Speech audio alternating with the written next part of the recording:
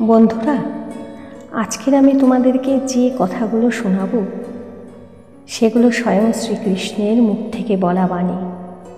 তোমরা সংসারে যেমনই পরিস্থিতি আসুক না কেন, শত দুঃখ আসুক, এই বাণীগুলো শুনলে ভেতর থেকে তোমরা দেখবে কেমন শক্তি পাবে। প্রণাম। তোমাদের প্রত্যেকের মধ্যে থাকা সেই সচ্চিদানন্দকে আমার কোটি কোটি প্রণাম। ভগবান শ্রীকৃষ্ণ অর্জুনকে বলেছেন, যে তোমাকে দেখে ঈর্ষা করে, হিংসা করে, তাকে তুমি কখনো ঘৃণা করো না অর্জুন। কারণ এইসব মানুষেরাই একমাত্র তোমার মূল্য বোঝে। এরাই তোমার মধ্যে আলাদা কিছু ব্যাপার আছে জানে, তাই তো তোমাকে দেখে জ্বলে। বহু ভাগ্য গুণে মেলে সম্পর্ক, পরিবার, আত্মীয় পরিস্বজন, তবেই তো সুখে দুঃখে তোমার পাশে থাকে। ভাগ্য ভালো না হলে সব কিছু থাকলেও একা পথ চলতে হয়। আত্মীয় স্বজন নিজের মানুষ বলো আর রাস্তাই বলো, যতক্ষণ না হোঁচট খাবে রাস্তায়, আঘাত পাবে না আত্মীয় স্বজন পরিবারের কাছ থেকে, ততক্ষণ পর্যন্ত জ্ঞান আসে না, মজবুত হবে না তুমি ভেতর থেকে। ভগবান শ্রীকৃষ্ণ আরও বলেছেন, সম্পর্ক তাদের সঙ্গেই রাখো যারা তোমাকে সম্মান দেয়, তোমার মূল্য দেয়। শুধু শুধু অকারণ এই মায়া জগতের সম্বন্ধের মধ্যে নিজেকে জড়িও না। সবাই বলে সীতা আর দ্রৌপদীর জন্য হয়েছিল রামায়ণ মহাভারত। কেউ বলে না মেয়েদের সম্মান না দেওয়ার পরিণাম ধ্বংস, তাই জন্যেই রামায়ণ মহাভারত হয়েছিল। যে মানুষ যত বেশি রাগী, সে মানুষ ভেতরে ততটাই নরম ও ভাবপ্রবণ হয়।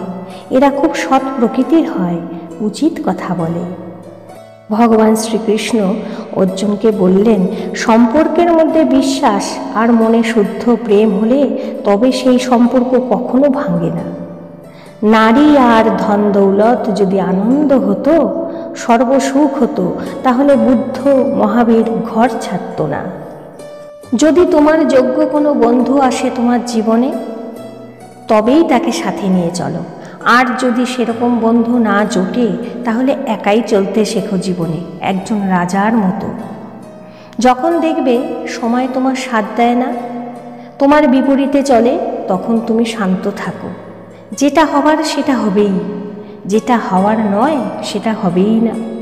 এই রকম নিশ্চয়তা যার মধ্যে আছে, তাকে চিন্তা কখনো আক্রমণ করতে পারে না, চিন্তা তাকে ছেড়ে চলে যায়।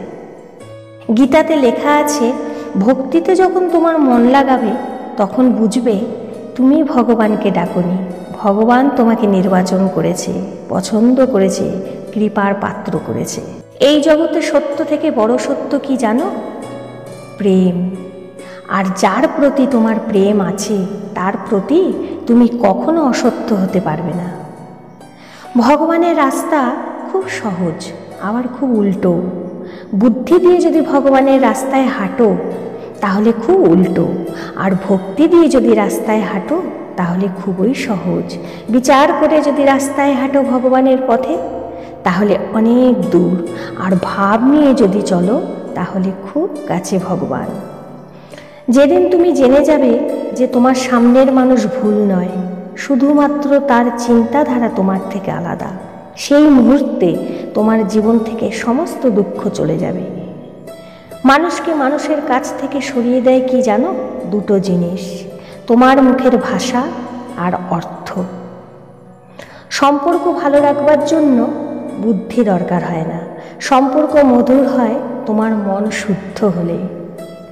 সত্য বলো, সামনে বলো, স্পষ্ট বলো। যে নিজের হবে সে তোমার সঙ্গে থেকে যাবে, যে পর হবে সে তোমার থেকে দূরে সরে যাবে। নিজের জন্য নতুন একান্ত জগৎ খোঁজো। তোমার ভুল সবাই ধরবে, তুমি নিজের জন্য সমাধান খোঁজো। সত্য কখনো দাবি করে না যে আমি সত্য, মিথ্যা সব সময় দাবি করে যে আমি সত্য। ভগবান যখন তোমার কাছ থেকে কিছু ছিনিয়ে নেয়, তখন তুমি এটা মনে করো যে ভগবান তোমাকে শাস্তি দিল। হতে পারে এই জন্য হয়তো তোমার কাছ থেকে ছিনিয়ে নিল, যা ছিল তার থেকে আরও ভালো কিছু দেবে তোমাকে।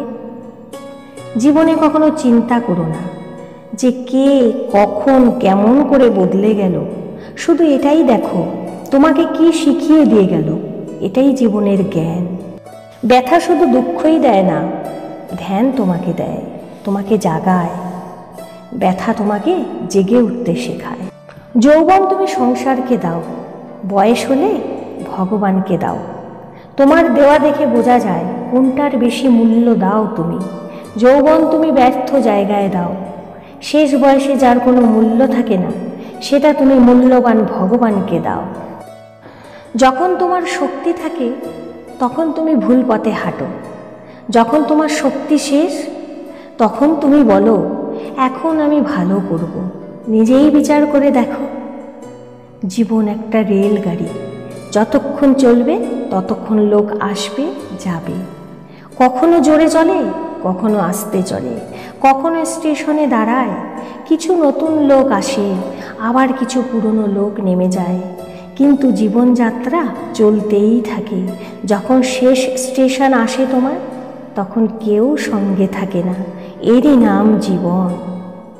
পূর্ণিমা আর অমাবস্যা যেমন, ঠিক সংসার তেমনই। আলো আর অন্ধকার দিয়ে ঘেরা। চতুর হয়ে সংসার করো, বোকা হয়ে ভগবানকে ডাকো। বন্ধুরা, তোমাদের যদি এতটুকু ভালো লেগে থাকে, এতটুকু যদি তোমাদের হৃদয়ে ভগবানের প্রতি শ্রদ্ধা হয়ে থাকে, ভক্তি জন্মায়, তাহলে তোমরা আমাকে কমেন্ট করে বলো। প্রণাম।